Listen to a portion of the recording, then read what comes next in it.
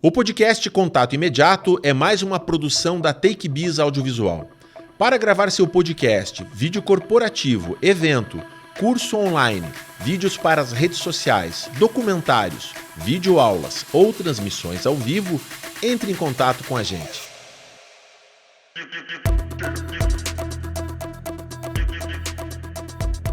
Tá ok? Podemos começar? Tá ok, meu áudio. Tá ok. Pode chegar um pouquinho mais perto. Chega um pouquinho mais. Mas fique à vontade, a água tá aqui. Não, me dirija. Eu gosto de ser dirigido. Não, hoje eu não tô de diretor aqui, não. Hoje eu tô de apresentador e a gente vai trocar algumas ideias. Ok. A gente pode começar? À vontade. E se eu disser que a gente já começou? Ótimo. Tá tudo bem também? Eu gosto de ser pego de surpresa. A gente surpreende ele, mas quem tá acompanhando a gente não está nada surpreso porque já pegou a nossa conversa andando. Sim. Eu acho que isso é uma ferramenta interessante. Eu já comentei isso algumas outras vezes. É como se a gente estivesse sentado conversando e chega alguém e senta na mesa ao lado e começa a acompanhar essa conversa. Eu vejo muito isso rolando, esse sentimento em alguns podcasts, né? Eu acho que a gente pode propor isso também. E a gente vai começar essa nossa conversa aqui para que essa pessoa que está à mesa ao lado ali acompanhando saiba um pouquinho mais.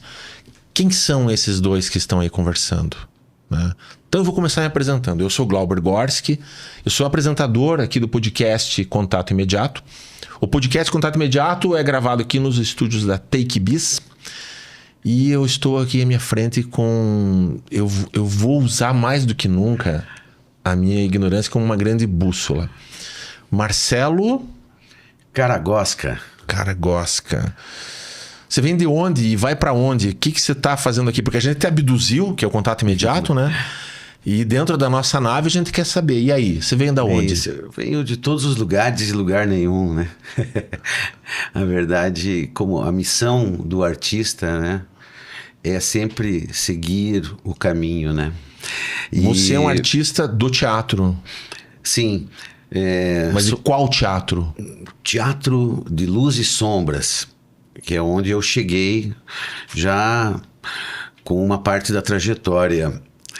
Eu comecei como músico de teatro, sem querer, e com essa minha primeira escola eu pude ver outras coisas, e aí o pessoal fala esse vírus da arte, né? Mas não é um vírus, essa coisa boa me pegou e eu segui buscando. Tive muitos mestres e muitas fontes inspiradoras. Aonde isso? Comecei a fazer teatro em Lages, Santa Catarina, que tem um forte teatro já, que remonta da década de 80, quando eu cheguei lá. E comecei como músico de um grupo de teatro de bonecos que era da Prefeitura Municipal de Lages, uma prefeitura diferente, experimental, naquela época, na década de 80. Eu estava tocando violão num bar com pessoas que recém eu tinha conhecido, que hoje são meus amigos, músicos, e passou um cara e falou: olha, a gente precisa de um músico para o nosso grupo de teatro. Mas eu só faço um som de violão, eu vim do Sul. E cheguei em Lages, isso ainda vivendo com meus pais. E aí me convenceram de ir numa reunião com essa diretora, que foi a última diretora do Grupo Gralha Azul, já extinto, a Olga Romero, que é uma grande bonequeira e atriz. E ela despertou em mim inicialmente o compositor, porque eu até então só tocava músicas que eu estudava.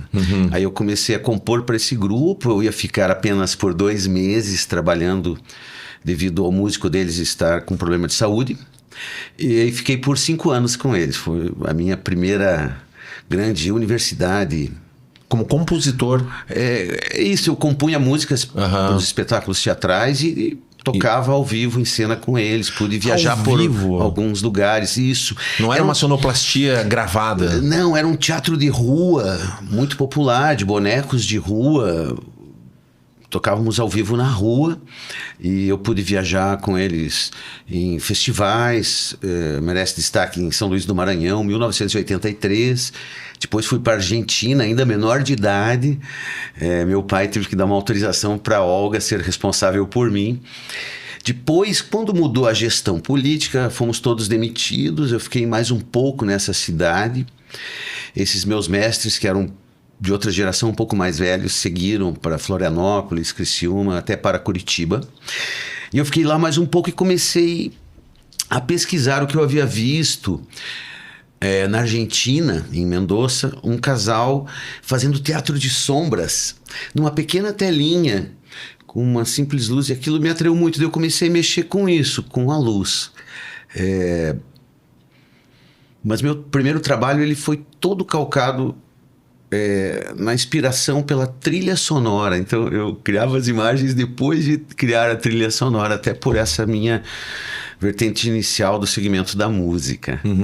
Isso em Lages ainda ou não? Isso em Lages. Eu fiz meu primeiro trabalho daí, que se chamava Janeiro, que era um trabalho só com imagens e sons, mas o festival estudantil lá exigia um texto e uma proposta mais convencional.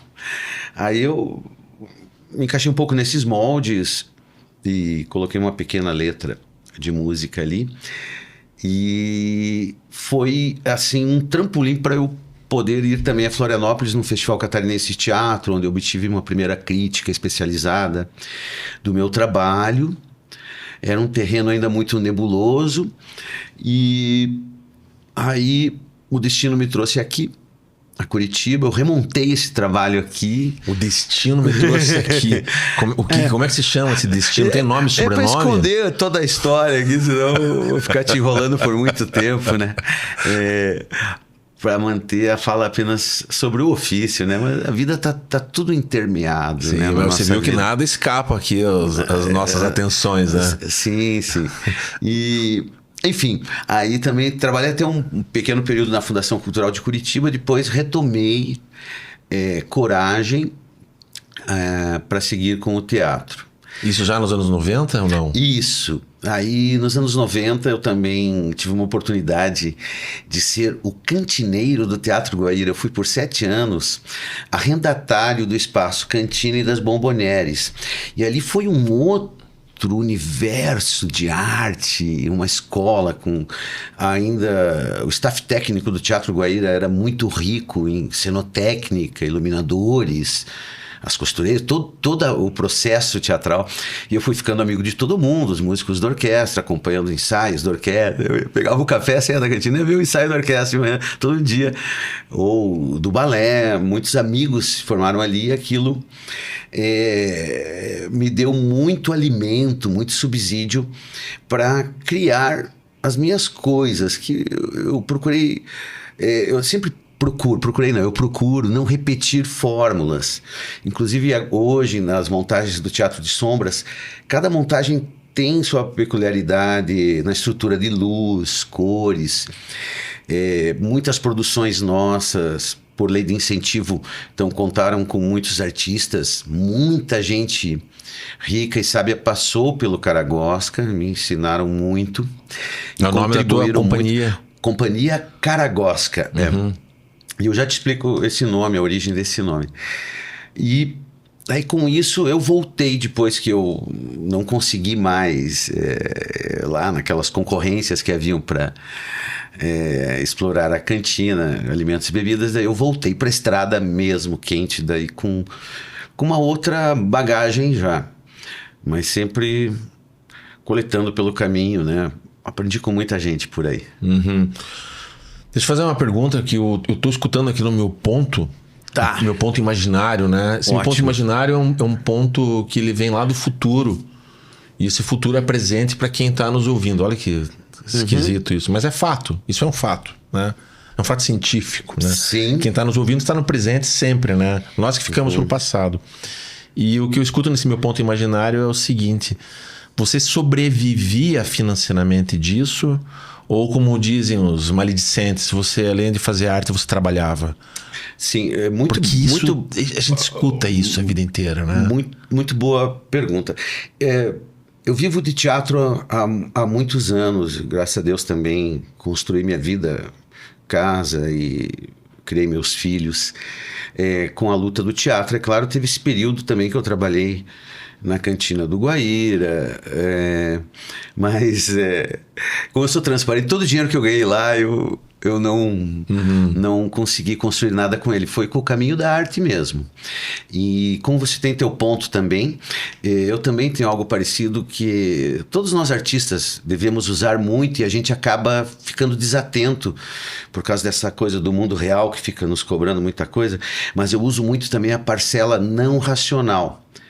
Tanto em cena como quando estou decidindo caminhos da minha vida. A parcela não racional, né? A intuição, o intuitivo. Então, meu ser intuitivo me falou, suspirou no meu ouvido: vai aí, senão você vai ser um frustrado se for fazer outra coisa que você não quer, né? Então, eu acho que as pessoas são felizes quando elas fazem o que elas querem. Acho fundamental isso, pelo menos, né, aquela frase, tristeza não tem fim, felicidade sim, mas eu acho que a gente pode tornar um pouco mais elástica essa felicidade fazendo o que a gente gosta. E a arte, ela ajuda muito, né, a propiciar isso, porque ela vai, você falou no mundo real, né, tem uma realidade dentro do abstrato da arte, né, tem uma realidade Sim. acontecendo, que eu gosto de até usar a expressão não verbal, né, tem um campo não racionalizável, por mais que haja entendimentos e sentimentos e pensamentos, mas tem uma coisa de não racionalizar. Sabe aquela coisa de, pô, eu não preciso explicar a arte, né? Se eu quiser, eu não preciso explicar uma piada. Se tiver que explicar uma piada, não é mais piada, né? Já é um evento que leva um outro diagnóstico, né? Mas como a gente também vive entre várias realidades, e uma dessas realidades é a realidade financeira de um mundo que tem o dinheiro como um meio de troca, de subsistência e de adquirir conforto, né? Que as pessoas chamam de dívidas, né? Ou vice-versa. Uhum. A arte, seja ela no teatro, em qualquer forma das expressões dela, ela é sempre muito bem compreendida por quem é do meio e mal compreendida ou muito criticada por quem é de fora, né? E lógico que parte da nossa audiência aqui é do campo artístico. Parte da nossa audiência é curiosos, parte da nossa audiência, né, não é desse meio, mas queria saber um pouco mais. Dá para viver da bilheteria? Se você viveu algum tempo bem de bilheteria de teatro, ou os editais e as leis de incentivo, elas são realmente fundamentais? Como é que você vê isso dentro do teu caminho, da tua arte, e olhando pro lado assim dos seus pares que caminham junto, dentro dessa trajetória? Como é que você deu isso? Ou precisou em algum... já vou colocar mais coisa aqui nessa sopa. Ou em algum momento assim, cara, se eu não tivesse um suporte familiar ou algo assim, não teria tomado tais decisões em termos de produção artística. Eu acho tão difícil quanto. O período que vivíamos de bilheteria era muito cruel, né? Porque você entrega tudo de corpo e alma e não sabe quanto vai estar lá aquele numerozinho no borderô no domingo à noite. Hoje também não está nada fácil, embora a gente tenha mais fomento à cultura, as coisas de maneira galopante vão se modificando, você tem que se reinventar, se tornar necessário. E também eu me considero também um artista sempre à margem, andei, e a minha não racionalidade me manteve no caminho, né? A todo custo, né? Sim, passamos muitas dificuldades nesse empreendedorismo de viver de arte. E eu acho que ainda tem muito que melhorar, deve haver muito mais fomento à cultura e mudar também a maneira, porque como que um artista tem que escrever tudo num projeto, ser julgado antes da sua obra estar pronta, né? Como que Leonardo da Vinci iria fazer uma obra depois de aprovado, como ele ia descrever aquilo que não tem como se descrever, né? E falo isso porque é muito subjetivo o critério dos pareceristas. Isso complica muito também quando você tem que entrar em moldes de editais, né? Eu mesmo, quando comecei a entrar nesse meio, antes o telefone tocava, né? Eu sou do tempo de comprar ficha no orelhão para ligar para a escola e vender Ainda teatro. bem que só ele desse Depois tempo. do cartão. Eu já ouvi falar dessas histórias também. Agora, é complexo, né? Então, você tem que...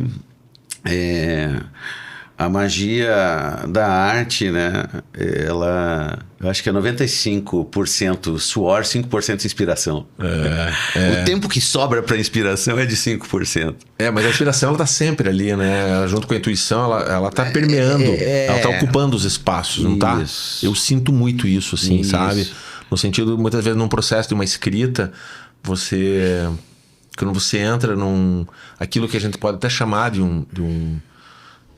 um fio condutor, né? De um fluxo de consciência, né? De um raciocínio. E aí você vai percebendo que tem muitas coisas que tomam conta e ocupam os espaços de percepções sobre aquilo que você está se propondo a chegar, né? Ou está se deixando chegar. E dentro das artes, a tua arte, você ficou por decisão ou porque você foi realmente sequestrado para dentro do teatro de luz e sombra? Ou você chegou a namorar com outras possibilidades? Eu permeei por diversos segmentos, porque hoje há muito encontro de linguagens, né? Nós já trabalhamos o teatro de sombras com bandas ao vivo, tendo telões gigantes atrás, já trabalhamos o teatro de sombras para balé, e diversas outras coisas, com o próprio contação de histórias com o teatro de sombras. Como uma arte complementar, assim. Isso, muitas vezes eu tive que me moldar a um edital que pedia um texto e eu queria fazer apenas um roteiro de imagens e som. E aí também a gente começou a descobrir na literatura obras muito compatíveis para adaptação ao teatro de sombras. Então, na verdade, o meu forte, o que eu faço com bastante destreza, é transformar uma obra literária num roteiro audiovisual, transformar palavras em imagens e preservar também algumas palavras. Mas cada vez mais eu busco essa minha origem, aquela coisa da cobra mordendo o rabo, Ouroboros, e que é voltar para um trabalho totalmente de imagem e som. Viajar mais na poética da imagem do que nos textos. Mas nós adaptamos, nessa trajetória toda aí de 39 anos de companhia, muitos contos da literatura oral africana, histórias populares brasileiras, como temas também específicos, como a história da música, que foi um roteiro e trilha sonora do Ângelo Ismanhoto, aqui nosso querido músico, pesquisador de música antiga aqui de Curitiba. E muitos compositores já criaram trilhas para nós. Embora eu tenha sou músico de origem, em poucos trabalhos eu uso a minha música, porque eu tenho que ficar lá viajando na imagem. E também tem roteiros que precisam de outro tipo de música que eu também não sei fazer. Então a gente convidou muitos músicos já da cidade em inúmeros projetos culturais que a gente desenvolveu. E hoje, já desde um bom tempo, você está em Curitiba como Sim. base, mas está na estrada também? Sim, a gente sempre viaja, mas aqui é meu chão, eu me fiz aqui, meu trabalho se consolidou aqui, eu moro aqui, tenho casa aqui, não viajo, mas volto para casa, né? Na verdade, eu me intoco longe daqui num local que eu vivo, onde tem minha casa e meu ateliê, onde eu pesquiso as imagens, que também foi uma conquista dura, a duras penas ao longo do tempo. Depois de 2013 eu consegui ter um espaço próprio. Eu brinco que é a Casa da Sombra, um espaço onde a gente pode pesquisar teatro de sombras, porque eu também desenvolvo a minha própria luz, o equipamento de luz, os refletores são construídos. Não existe uma loja, Glauber, de artefatos para teatro de sombras. Então, todos os sombristas do mundo também constroem sua luz, tem coisas parecidas entre nós e características peculiares. Então, eu também desenvolvo com parte de material reciclável, refletores que no começo, lá por 88 mais ou menos, eram o tamanho de um frigobar, e eu fui estudando essa coisa também tecnológica e científica da ótica, e nós temos refletores hoje desse tamanho e alguns até com latinha de extrato de tomate, com a lâmpada dentro, que foi, que eu falo que é o meu moving light do Piniquim, que é uma lata de extrato de tomate que anda sobre um patins, na própria caixa do material cênico, que eu bolei a caixa para transportar as coisas de maneira mambembe, mas também é um traveling para correr essa luz em desenhos e recortes de sombra. E ele que me levou também para alguns lugares para ensinar, eu acho que é a missão da gente também, mostrar como faz, como descobriu sua luz, me levou por aí na estrada, em muitos lugares. Refletores econômicos. A gente não tem como praxe ilustrar as nossas conversas, né? A gente pode colocar naturalmente no descritivo do episódio ali links para acompanhar um pouco a obra, e temos também um público que não está nos vendo agora. Algumas dessas pessoas eu até conheço, está só nos ouvindo. Isso é bom. E a gente precisa trabalhar um pouquinho com a imaginação dessas pessoas. Excelente. Descreva um pouquinho como que é uma peça de sombra, como que é esse teatro. Uhum. Perfeito. Então, o Teatro de Sombras foi um dos primeiros protótipos da animação e foi ele que inspirou a criação do cinema, né? Nós temos registros históricos de Teatro de Sombras 6.000 anos antes de Cristo, em caráter religioso, até com livros que antecediam a Bíblia, como Ramayana, Mahabharata. E desde então existe essa questão da tela, que no cinema também a gente tem a grande tela do cinema. Então você que está imaginando sem nos ver e sem ver o Teatro de Sombras, imagine que no proscênio, no cortinão, ali na frente do palco, nós posicionamos uma tela. Atrás dessa tela tem luzes, recortes, objetos e os manipuladores e iluminadores, né? Não é tanta gente assim, às vezes é 1 ou 3 pessoas ali. Eu tenho um espetáculo solo, mas normalmente com uma pequena equipe. Mas as funções são múltiplas, né? Isso. Diante dessa tela, os espectadores assistem essas imagens e acompanham a trilha sonora. As trilhas sonoras sempre são muito recheadas de informação.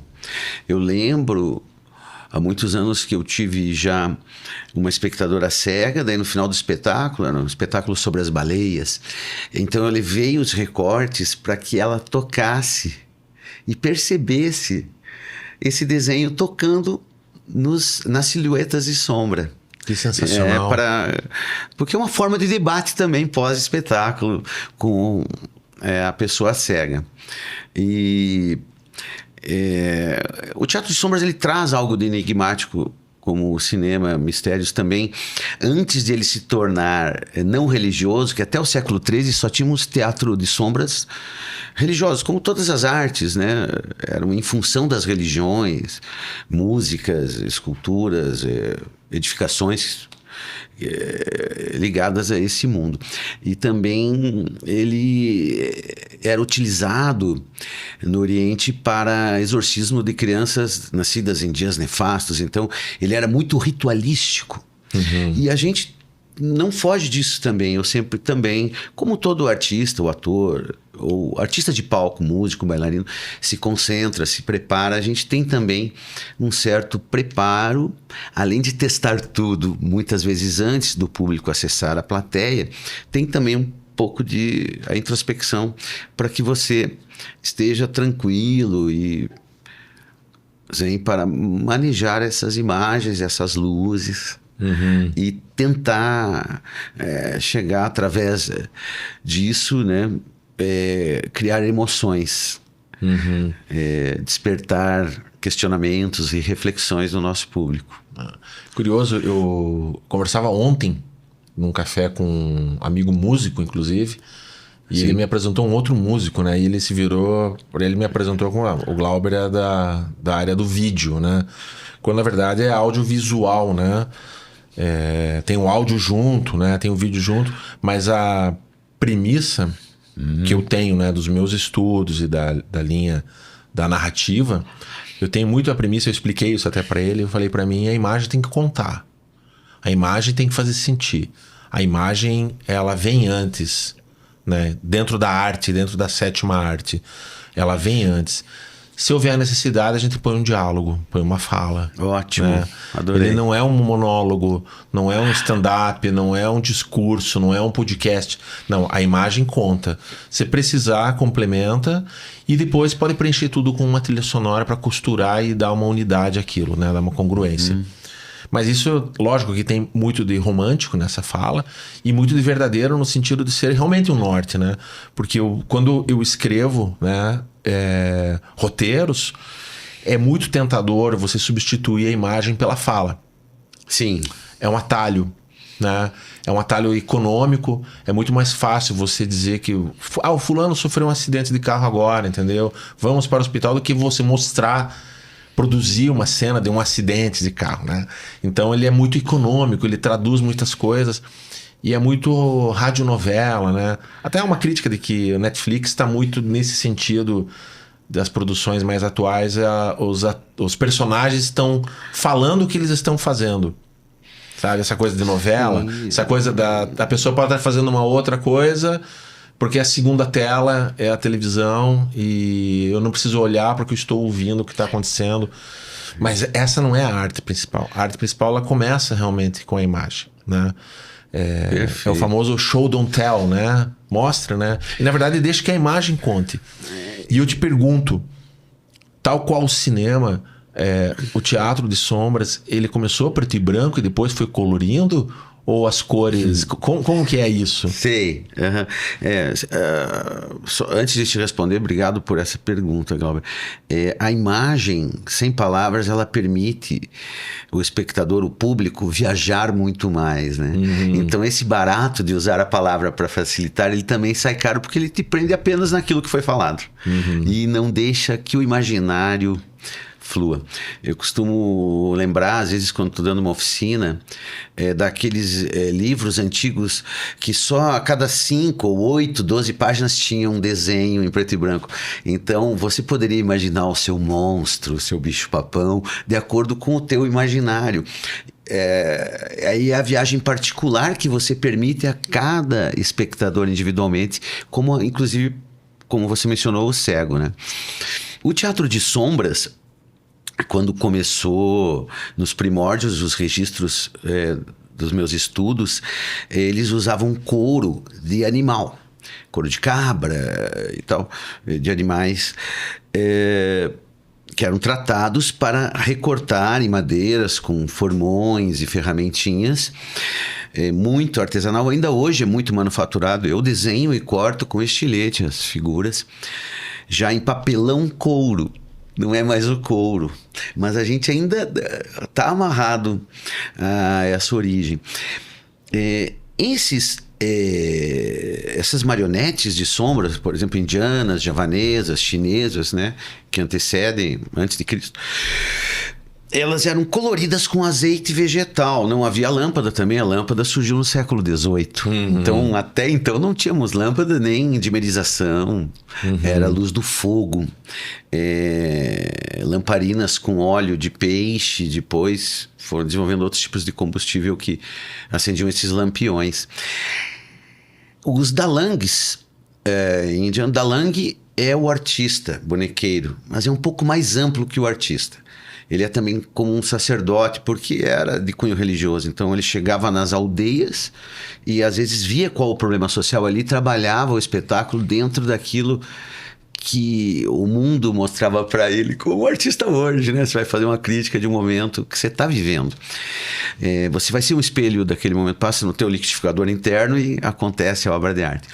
O Dalang pintava seus bonecos para ele mesmo, porque pela tela não passava muito esse colorido. Depois eles começaram a encostar mais e os couros mais finos começavam a traduzir cores para o outro lado, mas ele pintava para ele mesmo, porque os bonecos do Dalang, que se chamam Wayang, é boneco, Dalang é o bonequeiro. O Wayang, ele era muito sagrado, só o seu Dalang tocava nele, e tinha essa coisa de que ele também era o elo de ligação, como a fumaça, entre o mundo dos vivos e dos mortos. Então vinham essas mensagens. Depois as cores começaram a surgir mais, mas o preto e branco também teve seu momento histórico, né? Metrópole, Cinema Noir, tal, onde o charme é o cinza e o descolorido, né? Também. A limitação técnica, né? A possibilidade técnica na época permitia momento, isso, né? E hoje é lindo, né? Sim. De ver. E hoje sim, nós usamos muitas cores e também não. A gente tem essa liberdade de temperar a imagem de diversas maneiras. E ela acontece, a arte do teatro de sombra, ela acontece, lógico, teatro, né? Mas ela acontece com uma linguagem única voltada para o palco mesmo? Ou tem desdobramentos, sei lá, produções em vídeo, algo assim? Sim. Pode servir na animação. No período pandêmico também a gente foi obrigado a ir para a tela, né? Para sobreviver.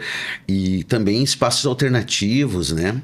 Temos companhias no Brasil, em São Paulo, em Taubaté, tem a companhia Cia Quase Cinema, que eles trabalham o espetáculo em paredes de prédios históricos. No interior ali de São Paulo, a região de Taubaté e aquela... Tem um vale ali, Jequitinhonha, se não me engano, onde tem cidades que já são mais escuras, por ser pequenas cidades interioranas, charmosas. Então, à noite, eu já vi um espetáculo deles numa estação ferroviária, Morte e Vida Severina, projetado num prédio histórico da cidade, as pessoas na praça, com cadeirinha, você tá ali. Com uma projeção com mais tecnologia envolvida ali. Com os recursos, são os nossos recursos, as luzes que nós fabricamos, os sombristas mesmo. Todos têm a sua manufatura do próprio equipamento em geral. E outros que partem para usar o Teatro de Sombras também, às vezes, contratam outros sombristas porque não querem mergulhar nessa pesquisa que daí de técnica de como construir um refletor, tem a questão do aquecimento. Até pouco tempo nós não tínhamos as LEDs e as lâmpadas quentes ainda são muito bem usadas. Eram quentes porque quentes mesmo, né? Eu ainda entrei bem pouco nesse ramo da LED, de difícil dimerização, e também eu costumo falar que a LED não tem tanta alma como a luz quente, que pode ficar amarelada, eu sou um cara bem analógico. Mas você não chega a fazer o fogo? Ou já fez algum tipo de experimento usando fogo como elemento? É só em pesquisa, não em espetáculos. A gente usa a iluminação mesmo, lâmpadas mesmo. Porque aí é raiz demais, aí é aquela coisa bruxuleante que você fala, né? Isso. Você poderia emular isso, né, de alguma forma. Exatamente. Eles faziam na praia, né? Posicionavam a tela, usavam a luz do sol. Pra você ter uma ideia de uma curiosidade, um espetáculo de sombras, 2000 anos antes de Cristo, durava 49 dias e 49 noites. O tempo tinha uma outra dimensão. Eu caminhava 30 dias para chegar até o teu povoado, daí eu ficaria lá mais no mínimo 30 dias convivendo. Então esses eventos depois passaram a ser de 7 dias e 7 noites. Hoje tem espetáculos de sombra oriental de 1h30 e tal. Eles são mais longos que nós ocidentais, somos mais agitados, né? Apressados. Mais pragmáticos. Os latinos também são sangue caliente. Então, tudo muito... O mundo nos acelera, né? Então, também busco, às vezes, em alguns espetáculos, o contemplativo. Peraí, vamos reduzir essa velocidade, né? Contemplar um pouco. Mas você tem que ter cuidado para não perder o foco, né? Então, são a dosagem das emoções, essa busca da dramaturgia com a luz e a sombra, são dosagens que... Depois, você observando o público e a reação dele, você vê se está acertando e aonde o vasto terreno que tem que aprimorar, né? Cara, isso é uma maravilha do uma viagem. Teatro, né? Você tem ali o feedback, né? O famoso feedback, né? A devolutiva ali na hora, enquanto a coisa está acontecendo, né? Até num rumor. Ou se a coisa funciona, não funciona. Se o dia tá bom ou não tá. Se é o público, se é você. Quem é o público hoje do Teatro de Sombras? Quem mais toma a iniciativa de assistir? Eu imagino que, naturalmente, grupos escolares, né? É muito voltado para isso, essa parte mais lúdica. Mas Sim. Esse é o principal público ou como é que se conversa? Como é que você olha isso hoje? Quando eu comecei, eu trabalhava mais com adultos, porque era essa coisa... a gente vivia, eu não sei como as coisas aconteciam, mesmo eu não me lembro mais como é que aquilo virava, já era possível pagar todas as contas, né? Em bares, casas noturnas. Então teve um período que a gente trabalhou com adultos, mas o nosso carro-chefe é o público infantil e infanto-juvenil.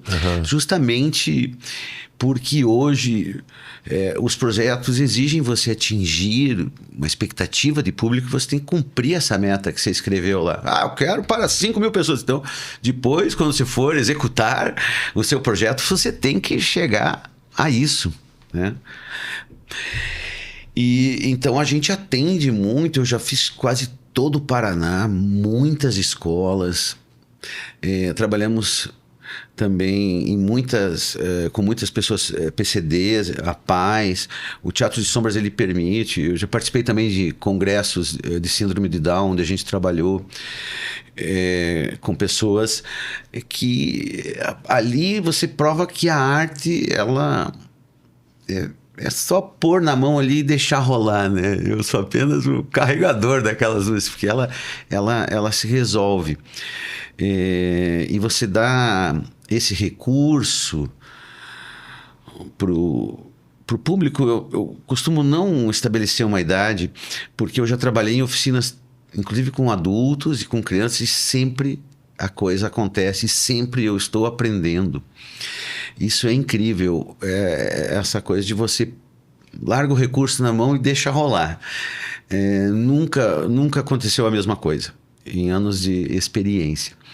E a gente vê que hoje, cada vez mais, o público é livre. Agora, os nossos últimos espetáculos, os pais podem ir com os filhos, porque certos roteiros permitem um adulto ter suas reflexões, e a criança já num outro mundo imaginário ter outro tipo de reflexão com o mesmo espetáculo. Mas o nosso carro-chefe é a criança e infanto-juvenil. Inclusive com relação à temática abordada, aos roteiros, os contextos. Sim. Tem observações nesse sentido? Muitas vezes quando alguém vai contratar a companhia, encomenda algum tipo de temática, algum tipo de abordagem? Sim.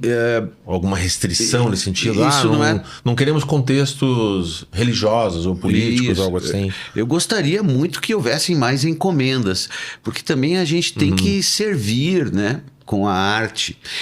O Teatro Sombras é um recurso que você pode contar qualquer história científica, um drama, uma comédia.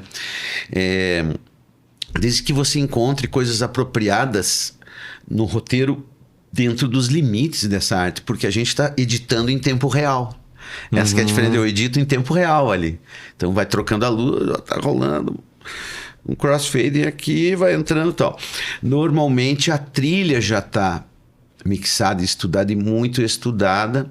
Mas eu também gostaria de trabalhar com músicos ao vivo, como as orquestras no Teatro Sombras chinês e indiano, as pequenas orquestras tocavam ao vivo ali, fazendo o som tudo em tempo real. A gente edita mais a imagem em tempo real. Então, desculpe se eu fugi da tua pergunta. Não, tá dentro dela. Mas aí normalmente nós encontramos obras de autores, tem autores que a gente montou mais, eu acho que merece destaque Ricardo Azevedo e o escritor Rogério Andrade Barbosa, também, que é um mineiro radicado no Rio, que já fez muitas viagens à África desde o tempo das Nações Unidas, na década de 60, e trouxe muita literatura oral africana. Quando eu pedi pela primeira vez, que eu procurei ele pela internet, olá, Rogério, eu sou Marcelo do Teatro Sombra, gostei muito de um texto teu, eu queria montar, como é que faz? Tá? Daí ele liberou, depois que ele viu, ainda eu mandei pelo correio VHS para ele o registro da peça, que sempre filmar teatro também é uma coisa muito complicada. Uma coisa é o cinema, outra coisa é filmar um espetáculo ao vivo. Daí ele curtiu e liberou tudo para nós. Nós já montamos mais de 7 obras do Rogério Andrade Barbosa. Então, o que a gente mais fez é encontrar obras, propor em projetos e sendo aprovados. Teve alguns que a gente teve que inscrever 3 vezes para ser aprovado. E aí sim executar a obra. Mas a gente já fez até para indústria automobilística, assim, do lançamento de uma máquina. Essa máquina está... Então, daí a gente criou um roteiro, assim, que vários artistas, como uma banda, por exemplo, tocando um tambor, uma guitarra, e aquilo tudo se unindo formava exatamente o desenho daquela máquina que eles estavam lançando, e daí performances mais rápidas, não com tempo de 40 minutos, coisas mais performáticas, sob encomenda. Isso também é bacana, porque exercita o teu lado assim, né? Eu vou ter que criar mediante o que o outro quer, né?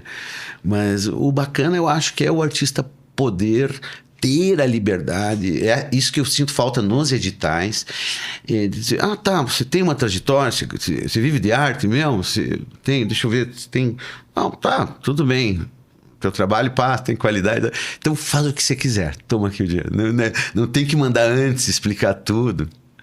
E aí depois você entregar a obra e comprovar e atingir o público. Isso é a expectativa, né? Eu acho que seria mais digno aos artistas poderem escolher, né? E navegar na sua própria viagem. Mas aceitamos encomendas. Você sabe que isso é um assunto que claro, desde mexe, que eu já conversei, desculpe, claro, há um limite de princípios. Eu não posso demonizar coisas que eu amo, se fosse assim uma encomenda, né? Não vamos entrar em detalhes, porque temos diversas maneiras, mas a gente vê o mundo hoje muito assustador e horrível, então eu não alimento isso de monstros assustadores do mundo. Sim, não dele comer os trolls, né? A arte ela pode ser encomendada, né? A arte ela pode ser monetizada e consumida nesse sentido. Uma prova disso é a própria Mona Lisa, né? Eu não sei se Da Vinci teria a livre vontade de pintar a La Gioconda se não tivesse sido pago e encomendado para aquilo, né? Tal qual a própria Pietà de Michelangelo e muitos artistas. Também tem os artistas que faziam da sua arte aquela expressão que ele mais queria, né? Talvez Van Gogh ou mesmo Picasso, alguns outros, que, né? Esses nomes mais famosos, né? Que estão um pouquinho mais se não no gosto, mas do conhecimento popular. Se mistura muito no entendimento popular o que é a arte encomendada e o que é a arte deliberada da parte do artista. Sim. Porque no fundo a expressão da arte ela acontece de qualquer forma, né? A Mona Lisa ela é pintada daquele jeito, né? Porque o Da Vinci queria expressar daquilo. Eu aprendi muito com um diretor de filmes, que eu fui assistente dele antes de eu começar a dirigir. E ele falava assim pra mim, ele estava dirigindo comerciais de televisão, tinha dirigido um para um banco nacional e na semana seguinte estava dirigindo um comercial menor para um supermercado local. São 2 obras de valores diferentes, orçamentos diferentes, cachês diferentes, mas a entrega dele era a mesma. Claro. Ele falava, Glauber, o segredo, e eu querendo aprender, né? Eu falei, o segredo é esse, você se entrega plenamente. Um comercial em rede nacional e um comercial local, de baixo custo. A direção do ator é a mesma, o olhar sobre a fotografia é a mesma, a atenção, o ensaio. Ele falou, isso não pode mudar, porque esse é o artista. E aí, imediatamente, ele me fala o seguinte, porque a origem dele era da cenografia, da arte visual, né? Das artes plásticas. Ele falava, você tem que, para sobreviver, muitas vezes, você tem que fazer o que o mercado está pedindo. Então, se eu vou pintar um quadro e eu descubro que o que vende é girassol, então pintemos girassóis. Cara, mas faça um girassol que seja só seu. Isso. Que tenha a tua mão, que tenha a tua alma. É isso. É um tanto disso, né? Vou roubar esse exemplo, que às vezes eu preciso falar isso também. Porque isso a gente tem que educar o tempo todo, né? Muitas pessoas. Nesse mundo que a gente tá, né? Do jeito que as coisas estão. Do jeito que as coisas sempre estiveram. Hoje é mais... um pouco mais espalhado, né? Porque a gente precisa lembrar isso o tempo todo, né? A gente vive da arte também, né? Tem algo dentro de nós que precisa tanto fornecer quanto consumir arte. Quer a gente queira, quer não queira. E completando, né, para se tornar crível, tanto o orçamento de pequeno porte como um grande orçamento, você tem que ter a entrega e a presença de espírito. Senão não vai colar nem o de orçamento alto ou baixo, porque tem que entregar tudo, é a parcela irracional, né? Tinha um outro amigo que falava, não, Marcelo, ele pega um pedaço do fígado, corta e põe em cena. Porque essa coisa, você tem que entrar de corpo e alma mesmo, né? Só assim você se torna crível. Se você não se torna crível, né? Embora existem fake news que as pessoas caem, né? Sim, bastante. Mas daí não faz nem sentido você estar ali elaborando, né? Construindo. Se você, enquanto artista... Se você não tem a entrega... Se você não acredita naquilo, como é que você vai fazer o outro acreditar? Isso, exatamente. O prazer é esse, né? Esse é o grande... talvez o que nos alimenta, né? Para seguir. Quem quiser saber mais da tua arte, te encontra onde? Vou perguntar já agora, indo para os nossos encaminhamentos aqui. O portfólio mais antigo é o Facebook, mesmo muitos hoje já deixam em desuso o Facebook, mas é onde tem muitas fotos, porque eu trabalho com imagem, tem muita imagem ali, é um portfólio legal. Qual que é o endereço? Que é o Karagosca. Todos começam com essa palavra, K-A-R-A-G-O-Z, que é um nome antigo, que existia o Teatro de Caragoz. Eu ia terminar a nossa conversa pedindo a resposta à primeira pergunta, de onde o nome, né? Mas você pode achar mais fácil para começar. Poxa, mas esse nome Caragoz, como é que é? Uns falam Caragoz, outros com Z, com S e tal. Eles falam, é um palavrão. No final. ZWK. Isso. Mas, por exemplo, você pode digitar ali no Insta... Marcelo Teatro de Sombras. Marcelo com 2 L's. Marcelo com 2 L's, mas se botar com um L, Marcelo Teatro de Sombras, ele puxa também o... Tá. Marcelo com 2 L's. E ali daí já tem o Karagosca Marcelo, que é o outro Insta, que, desculpe, não tem tanta alimentação diária nessa rede, mas já dá para sacar muita coisa, tem pequenos videozinhos e posts, inclusive do nosso próximo espetáculo, tá ali, a gente postou ontem. No Facebook também é Karagosca Marcelo, e tem uma página, Companhia Karagosca também, né? E nosso site acabou sofrendo invasão, está desatualizado, não está sendo... Quando foi subido de novo veio incompleto, certo? E no hashtag Teatro de Sombras também, se você jogar ali, logo vem a Companhia Karagosca e outros também, colegas aqui. Temos companhias fortes em São Paulo, Brasília e Porto Alegre. Sombristas, os mais dinossauros, assim. Mas o Teatro de Sombras ampliou muito. Hoje temos muitos grupos de Teatro de Sombras. Eu mesmo tive a oportunidade de dar um dos blocos de pós-graduação da FAP agora, para alunos de teatro da FAP, onde a gente trabalhou uma carga horária alta com Teatro de Sombras, e eles... a semente foi plantada, tem uma aluna e um aluno dessa oficina que estão montando um espetáculo já por projeto de lei e me convidaram para orientação do projeto, então a coisa está andando. Também há muitos anos atrás dei oficina em São Paulo e uma professora passou, agora ela tem uma companhia de sombras, parou de dar aula e está trabalhando com arte, e isso é muito bom. Então, para nos encontrar, esse Karagozk é muito simples, né? Karagosca. Sim, bem tranquilo. Como que pronuncia? Claro. É fácil, né? Você pensa assim, o cara gosta e troca o tá por cá. Karagosca. Isso na pronúncia, mas não é assim que se escreve, né? O Caragoz era conhecido como o Homem dos Olhos Negros. Foi o primeiro teatro de sombras não religioso que surgiu numa extinta cidade da Turquia no século XIII.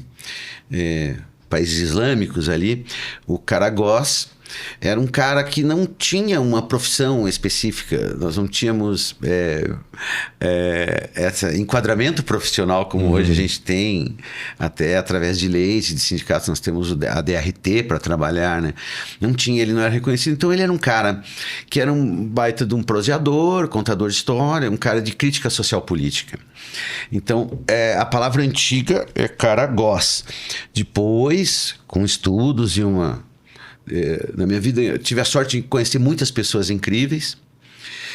E uma sacerdotisa conseguiu descobrir que o WK então poderia marcar a nossa companhia aqui de Curitiba, pondo luz no nome. Daí eu criei essa logomarca, que é o cara da esgrima, só que em vez da espada é um canhão de luz para iluminar mesmo, trazer a luz, né? A luz determina o lugar da sombra, né? Exatamente. No cinema também, no projecionismo. E o Caragoz, WK, então é o Caragosca. Então o Caragoz virou a Caragoz. Esse teatro de Caragoz tem muitas lendas também de traduções que eu fiz de livros nos meus estudos. Então, durante a construção de uma mesquita nessa cidade extinta de Bursa, na Turquia, o sultão mandou prender e decapitar 2 obreiros. Obreiros operários, né? Traduzido do espanhol, obreiros.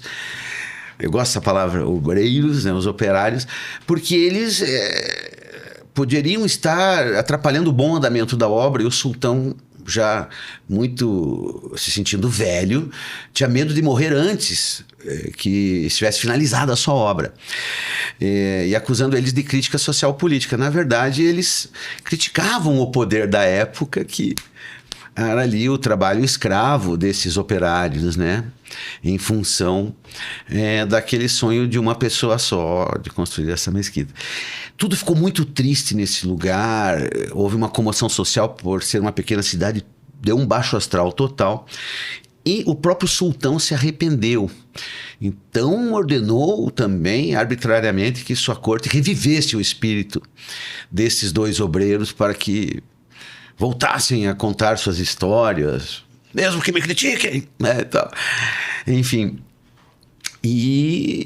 Mas isso, pô, como que vamos fazer isso, né? Ali todos os puxa-sacos e assessores e tal ali do sultão.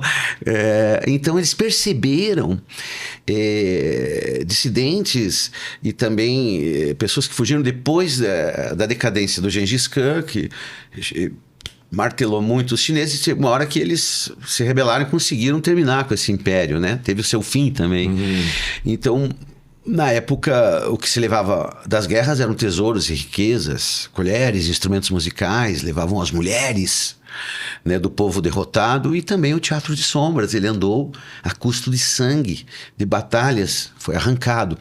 E esses mongóis que fugiram da China, atravessaram todo o deserto, foram parar ali na região do Mediterrâneo. Se você olhar por aqui, eles vieram para cá, para o Mediterrâneo, e estavam na feira, brincando com aquelas marionetes, que também eles não tinham feito oficina de teatro de sombras, mas viram como que os chineses faziam e estavam ali em troca de comida mesmo. E aí a corte viu, pô, olha, aquilo ali numa tela, né? Vamos reviver o espírito. Daí, vem cá, como é que faz? Daí eles reproduziram como era esses 2 operários, né? Em coro e tal, e começaram a contar as historinhas que eles contavam antes de serem decapitados. Então surgiu o Teatro de Caragoz na Turquia, depois foi para Síria, Afeganistão, Grécia, sempre com nomes parecidos. Karagiozis era na Grécia, Karageus em outros lugares, assim, com outras pronúncias. O nosso aqui é Caragosca. A gente não segue essa técnica. Eu faço hoje uma arte contemporânea com recursos que a gente tem aqui no mundo de hoje e uma cara própria como estética, mas a gente preserva esse nome. Aí, esses 2 obreiros, um se chamava Caragoz e o outro Hacivat. Por isso que ficou o Teatro de Caragoz, que no meio aí cultural das sombras e da arte bonequeira é muito conhecido. Eles fazem Teatro de Caragoz, né? Eu inclusive tenho 2 amigos que eu me comunico da Turquia. O cara mantém essa técnica, ele vai na rua, na praça pública, hoje mesmo, hoje em dia, e monta a telinha dele e faz crítica social política com as marionetes de sombra, que, claro, nós já projetamos em tela a distância. Então podemos usar ângulos de luz, projetar uma lua com árvores e o cavalinho passando. Eles encostam no tecido e a luz vem de cima, então é tudo encostado. Ele é mais bidimensional, esse teatro de Caragoz. É um espetáculo lindo. Conheço 2 grupos ali de Istambul que um, inclusive, veio para o Brasil num festival já. Riquíssimos, incrível, muito bom de ver. Muito divertido. Porque o cara ali, ele se vira, ele tem um pente na boca, tem um tamborzinho pra manipula a boneca, tá tudo pendurado aqui. Ele é um multiartista ali atrás da telinha, né? E é uma arte que ela é reverenciada pelo cinema mesmo, né? Vários filmes têm passagens muitas vezes, mais filmes com uma temática um pouco mais oriental ou ambientado no Oriente, né? Inclusive o Drácula do Coppola, sim, no comecinho dele tem uma cena de embate feito dessa forma. Sim, Era Uma Vez na América também. O cara vai numa casa de ópio na França, daí eles deitam, né? Tem um massagista ali e ele fica assistindo um teatro de sombras, né? É um momento muito rápido, embora seja um filme longo. Marcelo, a sombra serve à arte, né? E a arte a muitos assombra. Sim. Joguemos luz sobre tudo. Lindo. O que se faz fora arte na tua vida? Você tem algum hobby? Como é teu final de semana? Você assiste filmes, lê livros? O que você pode indicar para quem está nos acompanhando? Sim, a leitura é fundamental, né? A gente tem que ler tudo que pode e ainda teremos lido pouco. Mas a minha geladeira, como sabe o estudante que larga o livro e vai para a geladeira para comer porque não quer estar. A minha geladeira é o violão. Eu toco o violão para mim, ou ali quem está ali ao meu redor da família, eu faço um som, né? Às vezes até ainda trabalho com música, eventualmente, mas isso é mais raro. Como músico, já trabalhei mais. E em, assim, atividades secundárias da arte, porque a gente tem que viver e, então tá bom, eu vou lá e toco. Eu já fiz serenata na década de 90, tinha uma empresa que é Disque Serenata, a gente fazia serenata comercial, encomendada, não era aquela serenata que os amigos iam na casa dos amigos bater e tocar, né? Já toquei para teatro, para alguns outros artistas, mas o meu amigo é o meu violão, meio meu psicólogo ali, descarrego energias, brinco, componho algumas músicas ainda e brinco com isso, gosto muito de tocar violão, é importante também, eu acho, para todo artista, ou qualquer ramo, né? Você vê tudo que os outros estão fazendo para você ter plena consciência do que você vai fazer, né? Eu acho isso bem importante, né? Por mais que é legal ter a liberdade de fazer o que quer, mas é importante. E eu me alimento muito disso. Sempre que eu abro um livro, eu viajo, às vezes me distraio, daí já estou tendo uma ideia, começo a anotar, depois eu tenho que voltar lá e ler de novo, voltar uma para pegar a deixa e voltar pro livro, porque eu saio assim, me desconcentro facilmente. Esse homem é um multiverso, né? Dentro de tantas camadas. É TDAH mesmo. Dentre tantas camadas de realidade que a gente possa viver e escolhe viver, tantas frequências, a gente fica na agonia de sair de uma e ir para outra, e eu não quero ser daqui, eu vou para lá.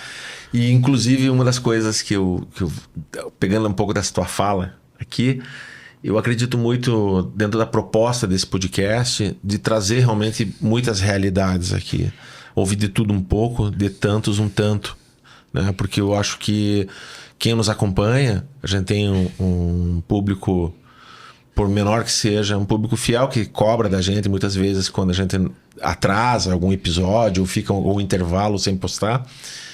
São pessoas que gostam também de passear por outras frequências e de alguma forma vivenciar um pouquinho outras sensações que não fazem parte da sua vida, que eu acho que esse também é um dos serviços da arte, né? Você emular, se não realidades, mas você emula sentimentos e propõe, assim como o conhecimento permite que você possa pisar sobre pegadas que já foram pisadas antes e que te dão a garantia de um caminho seguro, né? Você também pode desenvolver uma forma de caminhar por caminhos que outros não pisaram ainda. de uma forma muitas vezes arriscada, mas sempre com a segurança da imaginação. Nossa, viajei aqui, né? Mas essas apostas são boas. Olha o que você fez comigo aqui, Marcelo. Você me trouxe muito insight Eu vou nisso. assistir você no nosso podcast para eu ouvir de novo coisas que eu gostei. Eu vou parar agora, inclusive, para poder anotar algumas ideias que eu tive. Tá gravando. Tá gravando. Que bom, gravando. Quero agradecer a tua presença, quero agradecer o teu tempo. Agradecer o tempo também, que é a coisa mais preciosa, né? Nem todo mundo tem as mesmas 24 horas. Eu acreditava nisso, não acredito mais. Exatamente. Então, aquilo que a gente se dispõe a acompanhar nessa 1 hora que nós estamos aqui conversando, não posso deixar de agradecer muito a quem nos acompanha. Peço sempre, né? Porque essa é o comando da rede social, das mídias sociais no momento, que curta, comente, né, e compartilhe. Comentar é muito bom. A gente gosta também de ouvir quem está do outro lado. Muitas vezes incomoda a gente ver um comentário do outro, que eu acho que esse é o grande nocivo das redes sociais. Você não dialoga com quem possa, dialoga com o comentário do outro. Ah, né? Tá. Entendi. Atualmente eu tenho sonhado com uma rede social que quem posta ali, né, e quem está vendo a postagem possa comentar, mas não tenha a conversa lateral. Sensacional. Porque você imagina o seguinte, vai todo mundo para um templo e vai pedir para o seu Deus uma graça, certo? Tá. Tô ali pedindo minha graça. E aí eu tô escutando qual que é o pedido do outro e começo a falar, cara, você acha que você tem que pedir isso? Entendeu? Não dá certo. Não dá certo, né? Não tem como, então, as redes sociais um pouco mais silenciosas, mas nesse momento não posso deixar de pedir que comentem, porque a gente se sente um tanto quanto solitário muitas vezes nessa comunicação. Ia falar arte, mas arte seria muito atrevimento. Nessa comunicação com o nosso público, para saber se nesse momento onde a gente chegou, também ele está chegando junto. Marcelo, olha o que você fez, Marcelo. Minha mente aqui abriu.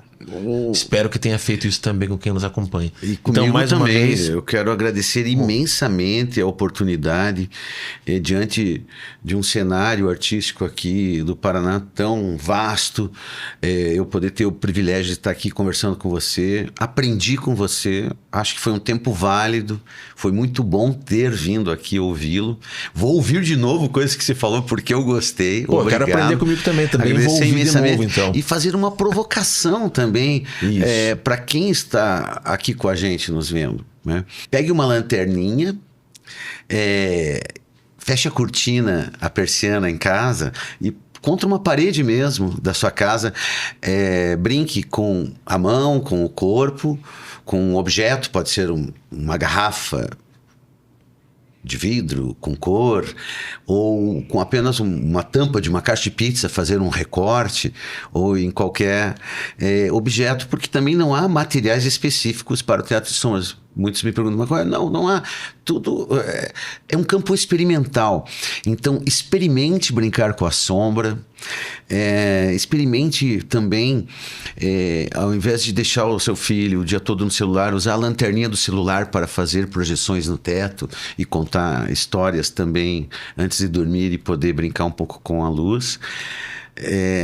E com a imagem, porque foi assim que eu comecei, pegando e mexendo numa luz, a curiosidade, apenas me debrucei bastante, um tanto, gostaria de ter me debruçado muito mais, mas sem culpa, eu me debrucei o quanto pude, e aí a gente está aí para servir, para causar emoções, criar reflexões, e aí contribuir para um mundo melhor, é a nossa principal missão e princípio.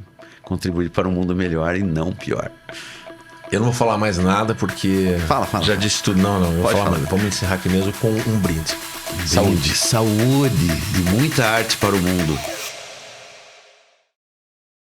Sabe que quando eu li o nome, eu falei, como é que pronuncia? Eu pronunciei na minha cabeça Karagozuki. Já ouviu isso?